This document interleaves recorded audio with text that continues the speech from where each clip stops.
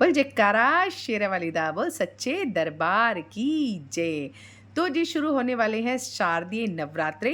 तो 2023 में शारदीय नवरात्रे हैं 15 अक्टूबर से। तो माता रानी आ रही हैं नाव पर सवार होकर, जो बहुत ही शुभ संकेत होता है, मतलब वर्षा बहुत होने वाली है और माता हर रूप में बहुत ही कृपा बरसाती हैं। तो इस बार नवरात्रों का जो शुभ संकेत है वो बहुत ही शुभ है। तो सबके लिए खुशियाँ बिखेरती हुई माता आएँगी और अधिक वर्षा का मतलब आप समझ रहे हैं कि खेत, खलिहान, फसलों इत्यादि को बहुत ही फ़ायदा होने वाला है। और जब हमारे खेत, खलिहान मुस्कुराते हैं तो हम लोग भी खूब मुस्कुराते हैं, खुश रहते हैं। तो माता रानी आएँगी नाव पर सवार होकर और माता रानी जाएँगी हाथी पर सवार होकर। तो हर तरह से माता का आना और जाना सभी शुभ और अति शुभ है। तो हाथी आप रख लीजिएगा अगर आपके घर में हाथी है। जैसे मेरे घर में तो हाथी घोड़ा पाल की बिहारी जी की सेवा में हर समय होते हैं, तो या कोई फ़ोटो या तस्वीर आप रख लीजिएगा। तो माता रानी के स्वागत की सभी तैयारी करेंगे और क्या-क्या सामग्री हमें चाहिएगी इसके लिए, तो मैंने लिस्ट बना ली है। आपके साथ ये पूरी लिस्ट मैं शेयर करूँगी, क्योंकि न नवरात्रि वाले दिन बहुत सारा काम हो जाता है। उस दिन होच-पोच कुछ नहीं होना चाहिए। सब चीज़ हमारे पहले से पहले रेडी होना चाहिए, हमें सब कुछ तैयारी कर लेनी चाहिए। उसी के लिए मैं ये लिस्ट आपके साथ शेयर कर रही हूँ। तो आप इसको नोट कर लीजिएगा या फिर स्क्रीनशॉट ले लीजिएगा इसका और आप पूरी तैयारी कर लीजिएगा जिस भी हिसाब से आप पूजा करते हैं। क्योंकि देखिए हमारे शास्त्रों में, हमारे धर्म के अनुसार ये सबसे बड़ा व्रत होता है। इतना बड़ा व्रत कोई होता नहीं है।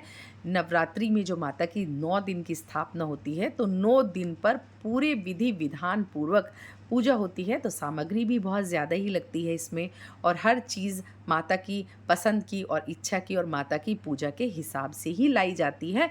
तो फिर लास्ट मोमेंट पे कोई चीज़ें रह ना जाएँ या हमें भाग-दौड़ ना करनी पड़ जाए या कोई चीज़ हम भूल ना जाएँ, तो उसके लिए ज़रूरी है कि हम एक लिस्ट मैंने तैयार कर ली है कि आपके साथ मैं शेयर कर रही हूँ कि आप भी अपनी व्यवस्था इसी प्रकार से कर लीजिएगा। तो जी कलश स्थापना का जो मुहूर्त रहेगा वो 11:44 से लेकर साढ़े 12 बजे तक रहेगा 15 अक्टूबर को। तो मतलब लगभग-लगभग 45 मिनट का हमें समय मिल रहा है, लेकिन तैयारियाँ हम पहले ही सारी कर लेंगे। बस हमें घट स्थापना और माता की स्थापना उस समय पे करनी है। अगर आप मुहूर्त के हिसाब से कार्य करते हैं तो मैं वो बता रही हूँ आपको। तो इसी तरह से पूरे नवरात्रि पूरे हैं, किसी भी तिथि का लोप नहीं हो रहा है। यानी कि कोई तिथि किसी तिथि में मिल नहीं रही है, क्लियर नवरात्रे हैं। प्रथमा, द्वितीया, तृतीया, चतुर्थी, पंचमी, षष्ठी, सप्तमी, अष्टमी, नवमी और फिर दशहरे पर हम व्रत का पारण करेंगे और उसी दिन माता की चौकी का विसर्जन भी करेंगे और दशहरे की पूजन करके माता का विसर्जन भी हम उसी दिन करेंगे। और 22 तारीख को अष्टमी है, तो जिनके यहाँ अष्टमी पूजी जाती है तो वो 22 अक्टूबर में पूजेंगे और जिनके यहाँ नौमी पूजी जाती है वो 23 तारीख को पूजेंगे और दशहरा है 24 तारीख का। तो ये मैंने आपको बता दिया है। तो चलिए जी लिस्ट आपके साथ शेयर कर देती हूँ कि हमें किस-किस चीज़ की आवश्यकता होती है। तो बोल जयकारा शेरा वाली दा बोल सच्चे दरबार की जय। तो जी देखिए हमें चौकी या पटरी की आवश्यकता होगी। तो हम एक चौकी ले सकते हैं अगर माता की और कलश की स्थापना करनी है हमें। लेकिन जैसे मान लीजिए आप षोडश मातृका, नवग्रह बना रहे हैं, जवारे बो रहे हैं, अखंड ज्योत लगा रहे हैं, तो फिर हो सकता है 2 पटरों की आवश्यकता हो या आपके पास एक बड़ा पटरा हो तो उससे भी काम चल जाएगा। तो लाल वस्त्र हमें सूती या रेशमी जैसा भी आपके पास हो तो कम से कम 1.25 मीटर ये लगेगा आपका लाल वस्त्र।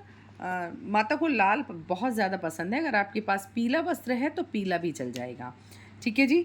तो माता की फ़ोटो हो या मूर्ति हो या प्रतिमा आपके पास जो भी है वो आप रख सकते हैं। वैसे सांझी खरीदने का विशेष महत्व है। माता की सांझी रूप में इस समय पूजा होती है, तो सांझी बहुत सारे घरों में लगाई जाती है और माता की प्रतिमा लाई जाती है, मूर्ति लाई जाती है, उसका विसर्जन फिर किया जाता है स्थापना के बाद में।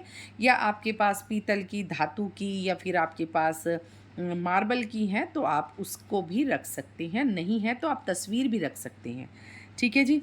तो गणेश जी की फ़ोटो आपके पास होनी चाहिए या मूर्ति होनी चाहिए। हम सुपारी से भी गणेश जी की स्थापना करेंगे। तो गणेश जी की स्थापना सर्वप्रथम की जाती है, तो गणेश जी की स्थापना हमें करनी है, उसके लिए आपको ये चीज़ों की आवश्यकता होगी।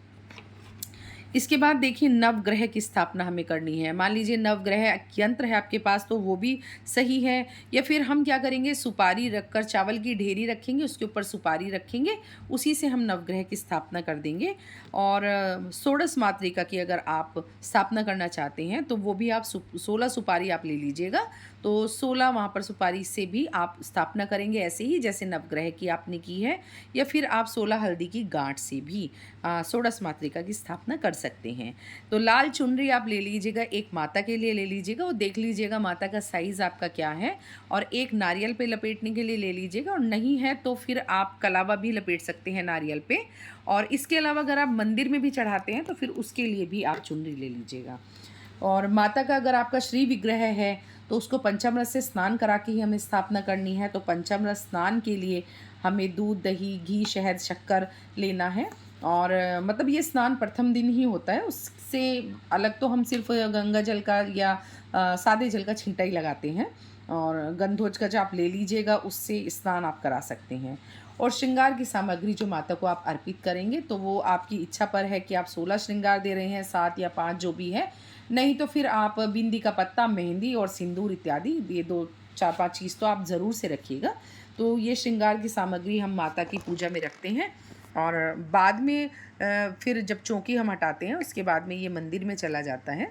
लेकिन जैसे मैं पहले दिन जाती हूँ माता के मंदिर में, उनको पूरा श्रृंगार में अर्पित करती हूँ देवी माता को, और चुनरी उनको पहनाती हूँ, वस्त्र इत्यादि उनको पहनाती हूँ। वो मेरे चैनल पे अपलोड है, जो मैंने माता का श्रृंगार भी किया था मंदिर में और उनको वस्त्र इत्यादि अर्पण किए थे, वो मैं डिस्क्रिप्शन में आपको लिंक भी दे दूँगी। ठीक है जी। तो अब आती है बात कलश स्थापना की। तो कलश स्थापना ज़रूर से की जाती है। उसके लिए हमें क्या क्या चीज़ चाहिएगी, तो कलश स्थापना में हमें देखिए कलश चाहिएगा एक, तो धातु का आप ले सकते हैं, मिट्टी का आप ले सकते हैं, और लेकिन आप प्लास्टिक का, कांच का या स्टील का अवॉइड कीजिएगा। प्लास्टिक और कांच तो बिल्कुल निषेध है, पर मजबूरी है तो फिर स्टील का रख लीजिएगा, लेकिन अगर हो सके तो मिट्टी या धातु का आप लीजिएगा। इसके बाद गंगा जल आप ज़रूर से ले लीजिएगा, उसमें हमें ज़रूर डालना होता है। आम के, अशोक के या पान के पत्ते आप ले सकते हैं, उससे आप तोरण भी बनाएंगे, आप लोटे में भी रखेंगे उसको, तो इसलिए आम के हो तो बहुत अच्छा है क्योंकि वो जल्दी से सूखते नहीं हैं। अशोक के भी, पान के बहुत जल्दी सूख जाते हैं, तो थोड़ा पान के पत्ते मतलब डेकोरेशन में ना ले मतलब तो ज़्यादा सही है। तो एक लौंग का जोड़ा, इलायची, सिक्का, एक सुपारी, एक हल्दी की गांठ, अक्षत, पुष्प, सर्व औषधि, कोड़ी इत्यादि, ये सब आपको जो है कलश स्थापना में कलश के अंदर डालना है। उसमें मैं आपको बता दूंगी क्या क्या चीज़ें आपको डालनी है, अलग से एक मैं वीडियो आपको दे दूंगी इसके ऊपर। तो ये हमें रखना है। नारियल ले लीजिए जाटा वाला, तो एक नारियल हमें स्थापना में रखना है। एक नारियल मतलब हम भोग के लिए ले सकते हैं, और इसी के साथ साथ मंदिर में अगर आप चढ़ाते हैं तो एक नारियल फिर आपको उसके लिए भी चाहिएगा। पूर्ण पात्र आप ले लीजिएगा, अक्षत आप ले लीजिएगा।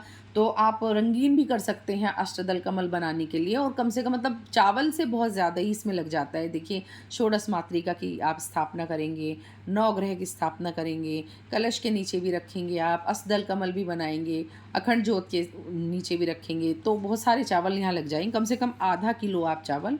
लेकिन चावल खंडित नहीं होना चाहिए, इस चीज़ का विशेष और विशेष ध्यान रखिएगा। तो फिर आती है बात जवारे उगाने की। तो जवारे इसमें ज़रूर से उगाए जाते हैं, शारदीय नवरात्रियों में बहुत शुभ होता है। तो जवारे उगाने के लिए हमें क्या क्या चीज़ों की आवश्यकता होती है ये मैं आपको बता देती हूँ। देखिए जौ ले लीजिएगा या सप्तधान आप ले लीजिएगा। उसमें मतलब सप्तधान में 7 तरह के धान होते हैं, वो आप ले सकते हैं, या फिर जौ ले लीजिएगा। उनको आप एक दिन पहले भिगो दीजिएगा, और जो भिगोने के बाद में उसके ऊपर वो गंदगी आ जाती है उसको हटा करके भिगो के रख दीजिएगा, बहुत अच्छे आपके जवारे हो जाएंगे। और मिट्टी का आप बर्तन ले लीजिएगा या धातु का ले लीजिएगा। मिट्टी का एक बेला सा टाइप आता है, मैं वही रख लेती हूँ हर बार, उसी को ही रीयूज़ कर लेती हूँ, तो वो आप देख लीजिए आपके पास होगा। और मिट्टी आपकी शुद्ध और स्वच्छ होनी चाहिए, मतलब अच्छी जगह से आप मिट्टी लाइएगा, कहीं कूड़े करकट वाली जगह से मत लाइएगा। और पार्क में भी आप मतलब पेड़ के आसपास से लाइएगा, जहाँ लोग चलते हैं, उठते बैठते हैं, तो वहाँ मतलब अवॉइड कीजिएगा उसको। तो मिट्टी शुद्ध होनी चाहिए। तो जी अगर आप अखंड जोत जलाते हैं तो उसकी सामग्री भी आप नोट कर लीजिएगा यहाँ पर। बहुत सारे लोग नहीं भी अखंड जोत जलाते हैं, लेकिन हमें माता की चौकी के लिए ज़रूर से जलानी चाहिए। तो इसके लिए आपको एक बड़ा दीपक चाहिएगा, या धातु का या मिट्टी का। आजकल अखंड जोत के लिए बहुत अच्छे अच्छे प्यारे प्यारे से दीपक आते हैं, तो वो आप ले लीजिए, तो हर बार वही आपको काम आ जाएगा। एक लंबी बाती मतलब 1.5 हाथ की बाती आपको ले लेनी चाहिए, रुई की या कलावी की, या रेडीमेड भी आती है। पूजा वाली दुकान पर जब आप जाएंगे तो आपको सभी सामग्री वहाँ पर एक ही दुकान पर मिल जाएगी। तो देसी घी या तिल के तेल की आपको जोत जलानी है। तो वो मतलब अगर मान लीजिए बाती के ऊपर होता है, बाती ज़्यादा ही निकल रही है, तो फिर 1.5 लीटर घी लग जाता है पूरे 9 दिन। और बाती थोड़ी छोटी है तो फिर वो 1 लीटर घी तो आपका 100% लग ही जाएगा। तो उस हिसाब से आप देख लीजिएगा कि आपको कितना लेना है। अष्टदल कमल के लिए चावल होने चाहिए। जोत का एक जोत ढकने के लिए शीशा होना चाहिए आपके पास। मतलब जैसे पंखा चलता है, अगर आपकी उस रूम में पंखा चलता है तो फिर वहाँ जोत को किसी भी तरह की दिक्कत ना हो, यानी कि किसी प्रकार की विघ्न बाधा ना पड़े उसमें। तो ये चीज़ आप ले लीजिएगा। इसके बाद आती है बात पूजन सामग्री की। तो पूजन सामग्री में हमें क्या क्या चाहिएगा, देखिए धूप बत्ती आप ले लीजिएगा। अगरबत्ती मत लीजिएगा, अगरबत्ती थोड़ा सा अवॉइड करते हैं पूजा में, क्योंकि वो बांस से बना होता है। तो बांस को जलाना हमारे शास्त्रों में निषेध माना जाता है, तो अगरबत्ती को अवॉइड कीजिएगा। धूप बत्ती आप लीजिएगा। दीपक आप ले लीजिएगा, जो सुबह शाम आप जोत में जलाएंगे वो दीपक आपको चाहिए। अक्षत, रोली, चंदन, हल्दी, कुमकुम, चौकटा, मतलब इस तरह से आप ये सारी चीज़ें ले लीजिएगा जो पूजा में आपको काम आएंगी। जनेऊ आप ले लीजिएगा, मतलब जैसे गणेश जी को आपको अर्पित करना है, एक नवग्रह को आपको अर्पित करना है ना, और एक कलश को आपको अर्पित करना है। तो इस तरह से 3-4 जनेऊ, या फिर कच्चा सूत आप ले सकते हैं अगर आपके पास जनेऊ नहीं है तो। एक हमें कलावा, मूली एक पैकेट ले लेनी चाहिए। और जैसे हम बाती बनाते हैं उसकी, या हम वस्त्र रूपी उनको अर्पित करते हैं, मतलब ये प्रथम दिन ही करना है आपको वस्त्र अर्पित, प्रतिदिन नहीं किया जाता है, आपको पहले दिन ही ये सारी पूजा करनी होती है। इसके अलावा शहद ले लीजिए, क्योंकि पंचामृत स्नान में आपको आवश्यकता होगी, और माता के 9 भोग में भी शहद लगाया जाता है। देखिए माता को 9 दिन में क्या 9 भोग लगाने हैं, और माता को क्या 9 तरह के वस्त्र पहनाने हैं, उनके 9 दिन के वस्त्र किस किस रंग के होते हैं, ये वीडियो भी मेरे चैनल पे अपलोड है, तो मैं डिस्क्रिप्शन में लिंक दे दूँगी, तो वहाँ से आप देख सकते हैं। इत्र माता को पसंद है तो इत्र हम कलश में भी डालेंगे, और माता को भी इत्र लगाएंगे तो उसकी हमें ज़रूरत पड़ेगी। खड़ी हल्दी हमें ले लेनी चाहिए, जैसे षोडश मातृका आप बनाएंगे तो उसमें भी आपको चाहिएगी, और आपको कलश में डालने के लिए भी चाहिए। लौंग इसमें बहुत सारी लगने वाली हैं, क्योंकि लौंग का जोड़ा हम प्रतिदिन माता को अर्पित करेंगे। तो देखिए लौंग काफ़ी सारी लगने वाली हैं, क्योंकि लौंग प्रतिदिन माता के भोग में भी हम अर्पित करते हैं। लौंग और बताशे का भोग माता को लगाया जाता है, और लौंग हम अग्यारी जो करते हैं प्रतिदिन, उसमें भी हम लौंग का जोड़ा अर्पित करते हैं। तो लौंग काफ़ी लग जाएगी इसमें। इलायची, जैसे इलायची माता का पान का बीड़ा हम लगाते हैं, हम प्रतिदिन इलायची का भी भोग माता को लगाते हैं। तो कमल गट्टे आप ले लीजिएगा, क्योंकि कमल गट्टे भी हम माता को अर्पित करते हैं, और कलश में भी हमें डालना है। कपूर इसमें लग जाएगा, क्योंकि कपूर की हम जोत भी जलाते हैं, और कपूर हम जो प्रतिदिन अग्यारी करते हैं उसमें भी हमें यूज़ आता है। पान हम प्रतिदिन माता को अर्पित करते हैं, या फिर कहीं कहीं मतलब पहले दिन ही पान का भोग लगाया जाता है, तो पान आप ले लीजिएगा। सुपारी काफ़ी सारी लग जाएंगी, क्योंकि सुपारी से आप षोडश मातृका की स्थापना भी करते हैं, नवग्रह की स्थापना भी करते हैं, माता को भी प्रतिदिन सुपारी का भोग लगाया जाता है। तो इस तरह से मतलब सुपारी भी आपकी 20-25 तो लगी जाएंगी। पुष्प ले लीजिएगा, आपको लाल गुड़हल माता को बेहद पसंद है, तो वो आप देख लीजिएगा, मिल जाए तो बहुत अच्छी बात है, नहीं तो गुलाब का फूल भी आप अर्पित कर सकते हैं। दूर्वा ले लीजिएगा, गणेश जी को चढ़ाने के लिए। आप गणेश जी की स्थापना करेंगे तो गणेश जी को दूर्वा चढ़ाई जाती है। और कुशा ले लीजिएगा, जल छिड़कने के लिए पात्र ले लीजिएगा। तो ये हो गई है पूजन सामग्री। देखिए अब बात कर लेते हैं हवन सामग्री की। तो हवन सामग्री मतलब एक दिन तो हवन करना ही होता है हमें नवरात्रि में, प्रथम दिन करें या बहुत सारी जगह पर नौमी वाले दिन होता है, लास्ट वाले दिन होता है। तो लेकिन धुनी हम रोज़ देते हैं, अग्यारी हम रोज़ करते हैं, डेली करते हैं हम। सुबह समय नहीं मिलता तो शाम को करते हैं, लेकिन अग्यारी करके पूरे घर में उसको ज़रूर से हमें घुमाना चाहिए। तो उसके लिए हमें क्या क्या चीज़ों की आवश्यकता होती है, तो एक पात्र ले लेंगे हम जिसमें हमें अग्यारी करनी है। मतलब आजकल हैंडल वाला छोटा सा आता है तो वो बेस्ट होता है, उसे हम उठा के पूरे घर में घुमा भी सकते हैं। मिट्टी का, धातु का, या वो हैंडल वाला जो मैं बोल रही हूँ आपसे, वो हम ले सकते हैं। गाय के गोबर के उपले ले सकते हैं हम। मतलब ये उपले जो होते हैं ना, ये ऑनलाइन भी मिल जाते हैं, लेकिन हमारे यहाँ क्या होता है कि जैसे हम गोवर्धन पूजा करते हैं या हम दशहरा पूजन करते हैं, तो उसमें भी उपले यूज़ किए जाते हैं, तो उसी को ही हम बना कर के रख लेते हैं, तो नवदुर्गा में हमें वो काम आ जाते हैं। आम की लकड़ी ले लीजिएगा, नवग्रह ले लीजिएगा, समिधा, अष्टमी नवमी पे हवन करने के लिए ये चीज़ आपको चाहिएगी। सामग्री 100 ग्राम कम से कम लग जाएगी आपको। घी चाहिएगा आपको, हवन सामग्री में आप घी ज़रूर से ले लीजिएगा, और पूर्णाहुति में जायफल या सुपारी आप डालेंगे तो वो भी आपको चाहिए। लोबान गूगल हमें ज़रूर से डालना चाहिए, इससे निगेटिव एनर्जी जो होती है वो घर से बाहर जाती है। धुनी दी जाती है इसकी, कम से कम 1 टाइम तो हम रोज़ ही देते हैं। जौ, तिल और कमलगट्टे ये भी हमें हवन सामग्री में आवश्यकता होती है इसकी। और लौंग और बताशे से भी हवन किया जाता है, मतलब लौंग और बताशे भी हवन में डाले जाते हैं। अब बात कर लेते हैं भोग प्रसाद की। तो देखिए वीडियो थोड़ा सा लंबा हो रहा है, क्योंकि देखिए लंबी पूजा है और बीच बीच में हमें भागना ना पड़े इधर उधर, और पहले दिन बहुत ही काम होता है, कम से कम 2.5-3 घंटे पूजा में लग जाते हैं सुबह सुबह। तो उधर हमें फिर कुछ भी दिक्कत ना आए, तो इसीलिए ये लिस्ट मैं आपके साथ शेयर कर रही हूँ, ताकि आप भी अपनी व्यवस्था जल्द से जल्द पूरी कर लें, क्योंकि माता रानी को आने में बस अब कुछ ही दिन बचे हैं और इतना सारा सामान और इतनी व्यवस्था हमें करनी होती है, तो इसलिए थोड़ा सा वीडियो लंबा भी हो जाएगा, तो कोई बात नहीं। तो भोग प्रसाद माता को देखिए मैंने बता दिया है कि 9 दिन में अलग अलग तरह का भोग माता को लगता है, और बहुत मुश्किल भी नहीं है उसको जुड़ाना, बहुत घर में यूज़ होने वाली चीज़ें हैं। तो वो आप मेरी वीडियो मेरे चैनल पे है, तो वो वीडियो आप देख लीजिएगा, क्या क्या भोग माता को प्रतिदिन लगेंगे, तो उस हिसाब से। लेकिन कुछ बेसिक भोग होते हैं, सुबह शाम हमें भोग लगाना ही होता है माता को। तो जो पान का भोग हम लगाते हैं, या जो हम लौंग सुपारी इत्यादि का भोग लगाते हैं, उसके अलावा भी बहुत सारा भोग हमें लगाना होता है। तो लौंग बताशे 250 ग्राम आप ले लीजिएगा, इसका प्रतिदिन भोग लगेगा। 1 लौंग का जोड़ा और 5 बताशे का भोग लगता ही है। पंचमेवा का भोग माता को डेली लगेगा, तो 100 ग्राम पंचमेवा आप ले लीजिएगा।